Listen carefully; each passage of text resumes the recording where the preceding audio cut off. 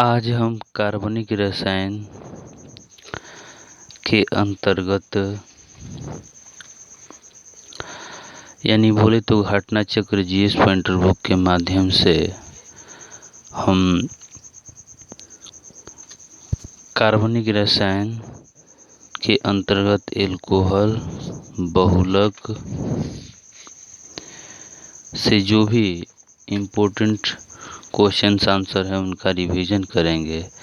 अगर इसका आप पीडीएफ डाउनलोड करना चाहते हैं तो डिस्क्रिप्शन में लिंक दे दिया गया है, वहां से जाके आप डाउनलोड कर सकते हैं। अगर आप चैनल पर नए हैं तो चैनल को सब्सक्राइब कर ले इसी तरह की वीडियोस पाने के लिए। तो चलिए हम वीडियो स्टार्ट करते हैं। तो आज का टॉपिक है एल्कोहल और बहुलक। तो इसमें हम सबसे पहले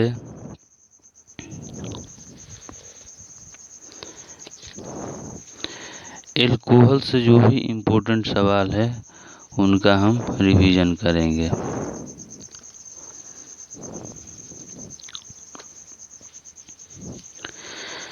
एथिल एल्कोहल को पीने अयोग्य बनाया जाता है, यानी कि एथिल एल्कोहल जो होता है उसको पीने अयोग्य बनाया जाता है। तो उसमें क्या ऐसा एथिल एल्कोहल में मिला दिया जाता है जिसके चलते एथिल एल्कोहल जो होता है वो अयोग्य बन जाता है, पीने के अयोग्य बन जाता है, यानी कि पीने के लायक नहीं रहता है। यानी कि जब एथिल एल्कोहल में मेथनॉल एवं पिरिडिन को मिला देते हैं तो जो एथिल एल्कोहल होता है वो पीने के योग्य नहीं रहता है।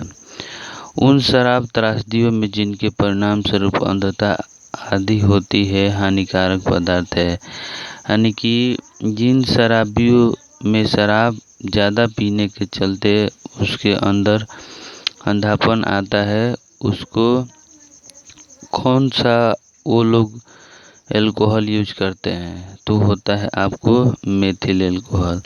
यानी कि मेथिल एल्कोहल जो होता है शराबियों में अंधता का कारण बनती है। वुड स्पिरिट किसे कहा जाता है? वुड स्पिरिट किसे कहा जाता है? तो वुड स्पिरिट किसे कहा जाता है? तो यानी कि मेथिल एल्कोहल या मेथनॉल को वुड स्पिरिट कहा जाता है।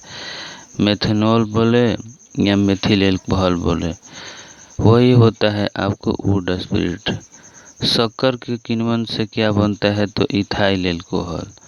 शक्कर के किण्वन से इथाइल एल्कोहल बनता है।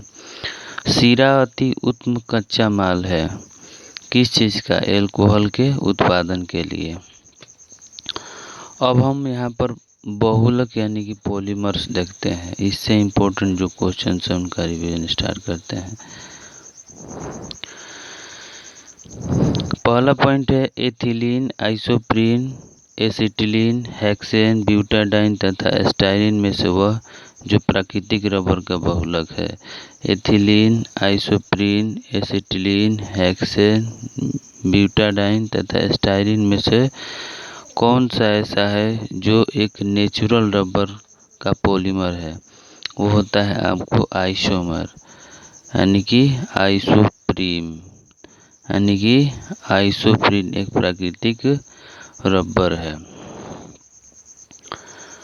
केवलार, ग्लिप्टाल तथा लेक्सॉन में से वे बहुलक जिनका उपयोग बुलेट प्रूफ वस्तुओं को बनाने में किया जाता है तो है आपका केवलार तथा लेक्सॉन का।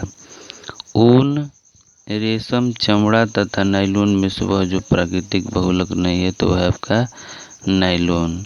रेयॉन, लिनन, जूट तथा नायलॉन में से वह जो गैर सेलुलोजी रेशे का उदाहरण होता है तो आपका नायलॉन। गैर बोले तो वह आपका प्राकृतिक नहीं है।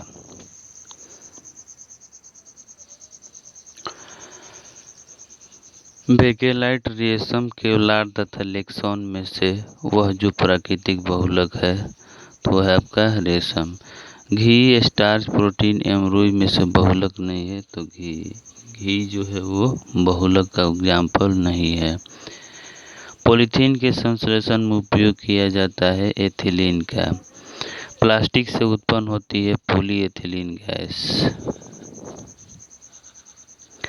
बुलेट प्रूफ वस्त्र बनाने में इस्तेमाल किया जाता है पॉलीएमाइड का। बुलेट प्रूफ वस्त्र बनाने में इस्तेमाल किया जाता है आपको पॉलीएमाइड रेशा का। पॉलीकार्बोनेट, पॉलीयूरीथेन, पॉलीस्टाइरीन तथा पॉलीएमाइड में से वह बहुलक जो बुलेट प्रूफ खिड़की बनाने में इस्तेमाल किया जाता है, बुलेट प्रूफ खिड़की बनाने में इस्तेमाल किया जाता है तो है आपका पॉलीकार्बोनेट। बुलेट प्रूफ जैकेट के निर्माण में प्रयुक्त बहुलक पदार्थ होता है केवलार। रेशेदार कांच, गन मेटल, शीशा तथा लेमिनेटेड कांच में से बुलेट प्रूफ जैकेट बनाने में इस्तेमाल किया जाता है लेमिनेटेड या पटलित कांच का। यहाँ पर रेयॉन और रूपांतरित स्टार्च का संबंध जो है वो सही नहीं है। अब यहाँ पर 4 पॉइंट दिया है, इसमें बताना है कि कौन सा कथन सत्य है। तो टेफ्लॉन तथा डेक्रोन बहुलक है, ये सही है। नियोप्रीन सांश्लेषिक रबर, ये भी सही है। पॉलीथीन पॉलीएथिलीन का बहुलक होता है, ये भी सही है। प्राकृतिक रबर क्लोरोफिक्रीन, नहीं, ये प्राकृतिक नहीं है, ये मैन मेड रबर है। अब यहाँ अगला पॉइंट, न चिपकने वाली कढ़ाई, नॉन स्टिक फ्राइंग कढ़ाई के निर्माण में उपयोग किया जाता है टेफ्लॉन का।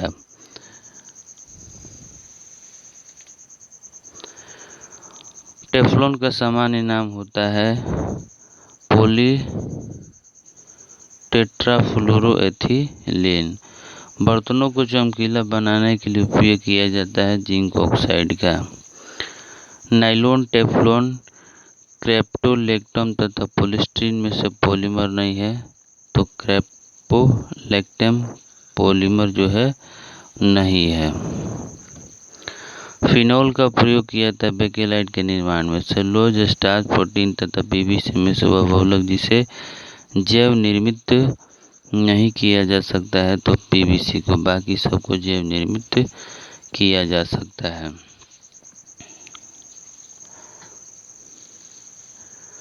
तो आज के वीडियो में बस इतना ही। नेक्स्ट टॉपिक, नेक्स्ट क्वेश्चन अगले वीडियो में रिवीजन करेंगे। आई होप ये सीरीज आपको काफ़ी पसंद आ रही होगी। अगर कोई प्रॉब्लम या सुझाव है तो अपना मैसेज कमेंट बॉक्स में पूछ सकते हैं। वीडियो देखने के लिए धन्यवाद।